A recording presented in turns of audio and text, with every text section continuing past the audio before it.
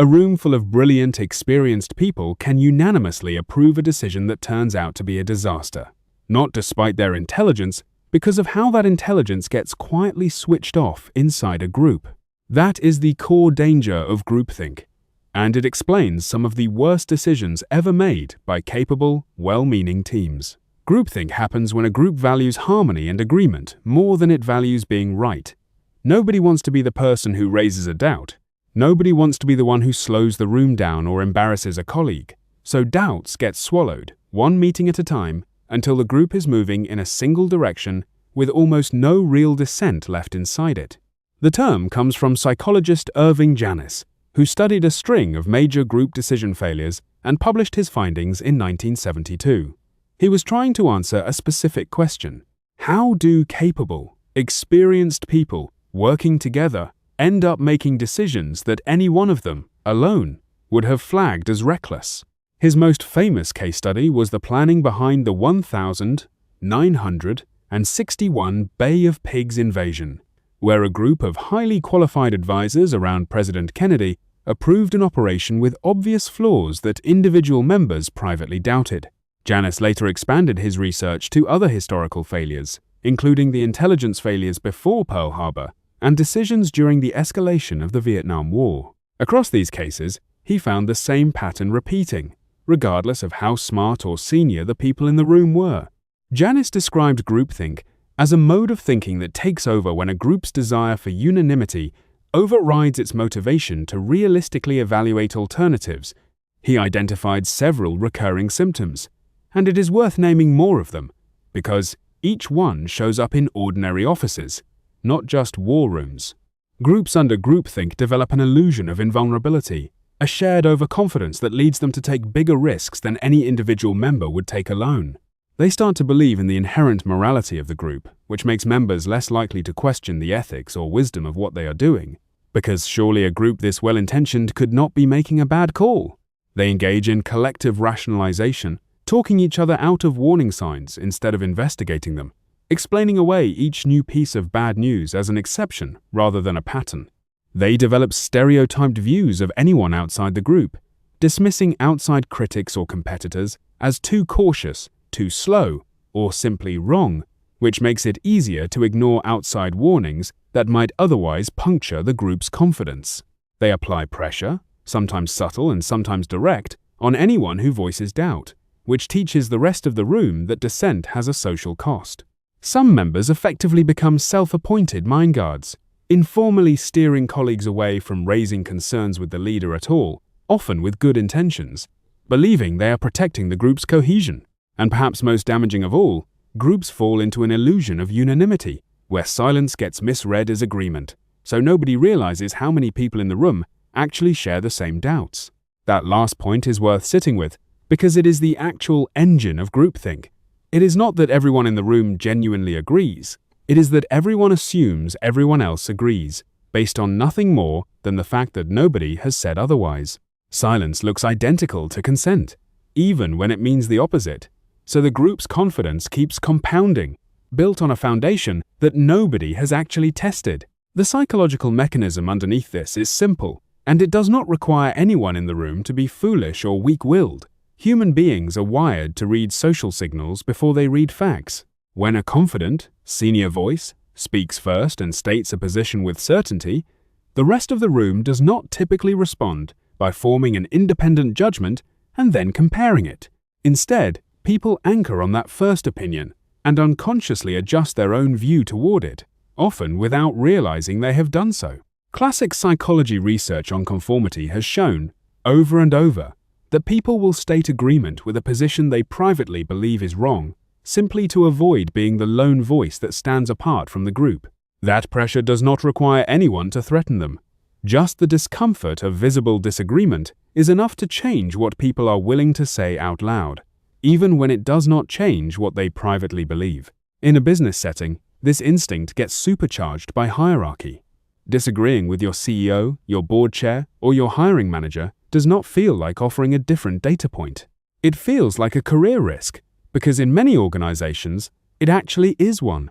Performance reviews, promotion decisions, and staffing choices all run through the same people whose plans you might be questioning in the room. So the room optimizes for safety, not for accuracy. And it does this quietly enough that nobody would describe what happened as groupthink in the moment. It just feels like a productive meeting that ended in agreement. That is what makes groupthink so hard to catch from the inside. It never announces itself.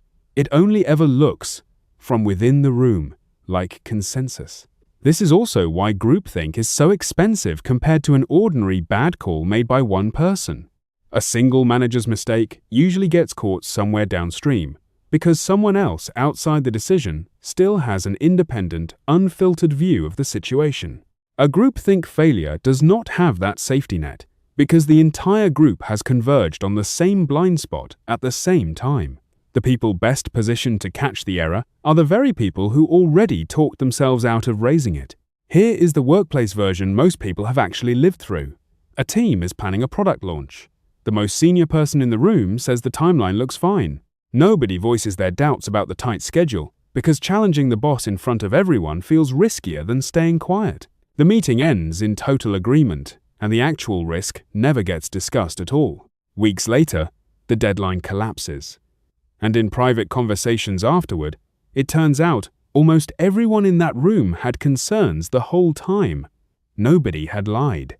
They had simply calculated, individually and silently, that raising the concern was not worth the social cost, and that calculation was reinforced by watching nobody else raise their hand either.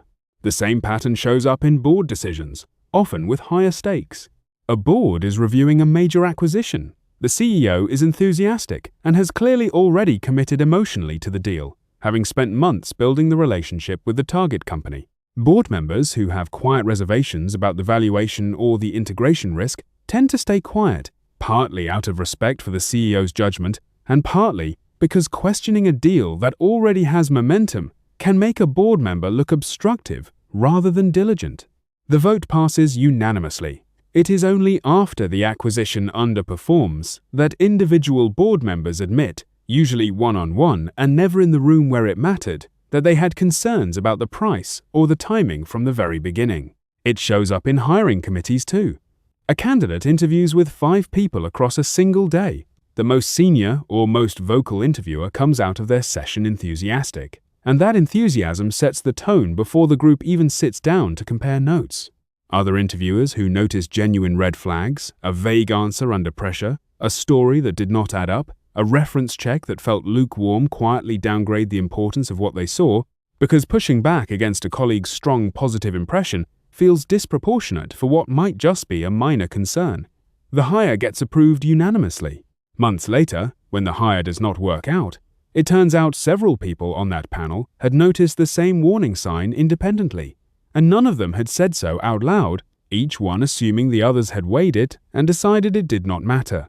It shows up in crisis response teams, where the pressure to move fast makes groupthink even more dangerous, because there is no time to slow down and check whether the group's confidence is actually earned. The first person to propose a plan under pressure often becomes the anchor for the whole team's response, not because their plan was rigorously vetted, but because proposing an alternative in the middle of a crisis feels like it wastes precious time everyone believes they do not have. Teams under this kind of pressure frequently commit fully to the first workable-sounding plan, skip the step of actively looking for what could go wrong with it, and only discover the gaps once the plan is already in motion, and much harder to reverse than it would have been to question in the first 5 minutes. Notice what all 4 of these scenarios have in common. In every case, the people involved were not incompetent, and they were not indifferent to the outcome. They were experienced professionals who each individually had real doubts. What failed was not their judgment.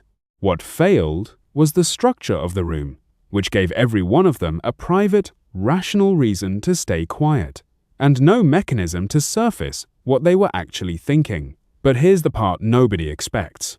Groupthink does not get worse in dysfunctional teams. It gets worse in the most cohesive, high-trust, high-performing teams, the ones that genuinely like and respect each other. A fractured, low-trust team full of open conflict is actually somewhat protected from groupthink, because dissent already happens constantly and nobody has any illusion of unanimity to begin with.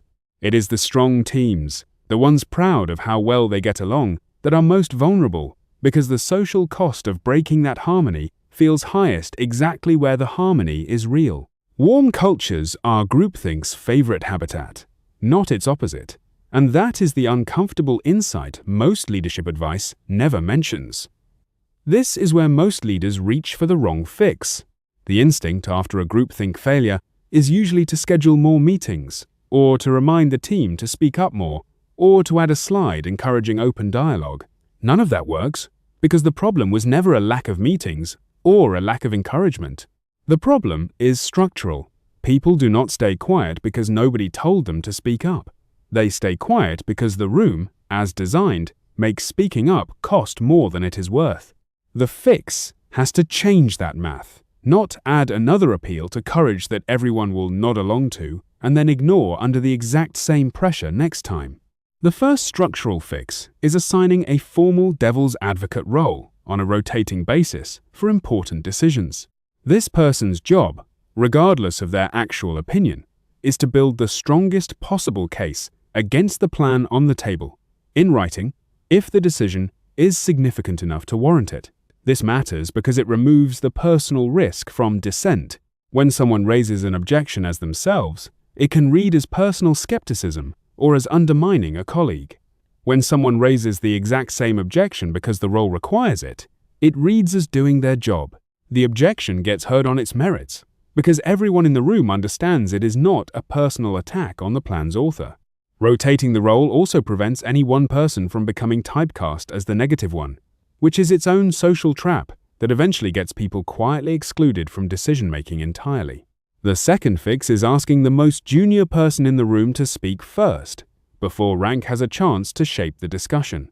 This directly targets the anchoring mechanism described earlier.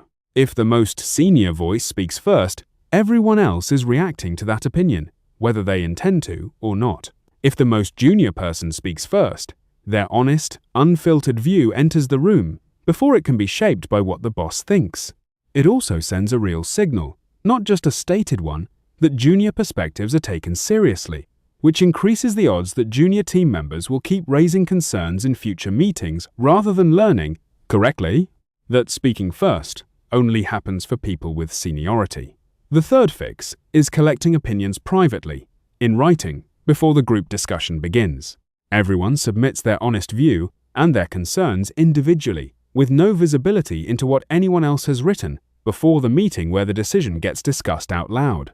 This breaks the illusion of unanimity at its root because it makes the group's actual spread of opinion visible before social pressure has a chance to compress it into a single position. If 6 out of 8 written opinions raise the same concern about a timeline, that pattern is now impossible to ignore in the room, even though the same 6 people might never have said anything out loud one at a time. A simple written prompt, collected before the meeting, does more to surface real disagreement than an hour of open discussion ever will.